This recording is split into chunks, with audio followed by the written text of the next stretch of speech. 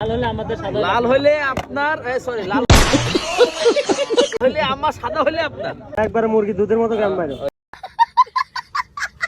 মুরগি দুধ, মুরগি আবার দুধ দেখেন ভাই, এই যে দেখেন আবার লাগলে আপনাদেরকে আবার উল্টে দেখা যাবে। ভাই এবার পড়ে যাবে, তিনবার হয়েছে।